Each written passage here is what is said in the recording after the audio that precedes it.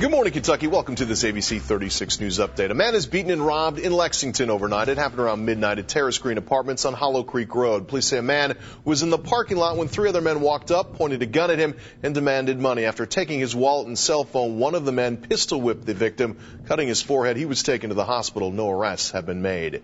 Police in Frankfort are also searching for a man who robbed and assaulted a 63-year-old woman. It happened outside the Steak and Shake Tuesday night. Police say that man approached Brenda Patrick and her husband. He asked for a lighter, but attacked them and then ran off with Patrick's purse. Patrick spent the night in the hospital. She is now home recovering from a fractured wrist, scrapes, and other bruises. A $50,000 grant leads to the creation of Kentucky's first statewide prescription drug abuse task force. ABC's Carla Wade has more.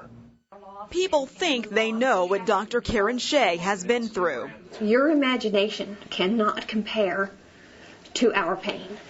You do not understand what it is like to lose a child under the circumstances that we lost our daughters. Dr. Shea's 19-year-old daughter, Sarah, died of a prescription drug overdose. She was with some friends, and they slipped her methadone in her drink and let her lay all night unconscious.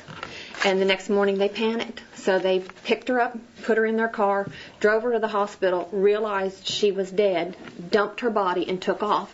Lynn Kissick's 22-year-old daughter, Savannah, also died of an overdose. But they weren't bad kids. They were good girls. They represent the people. The launch of Kentucky's first statewide prescription drug abuse task force hopes to help. During the past 5 years, fatal drug overdoses in Kentucky have doubled.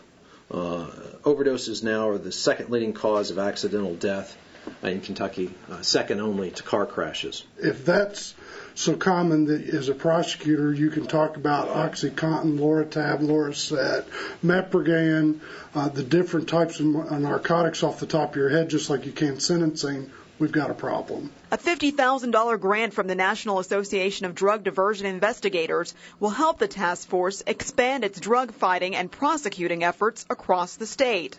The task force will also try to work more closely with doctors who prescribe these types of prescription drugs. But I see more of signs to look for, having seen them with my daughter and some of her friends.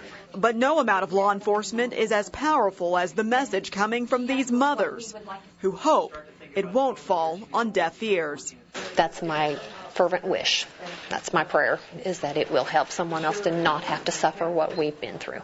For Good Morning Kentucky, Carla Wade, ABC 36 News. That is your update. Have a great weekend.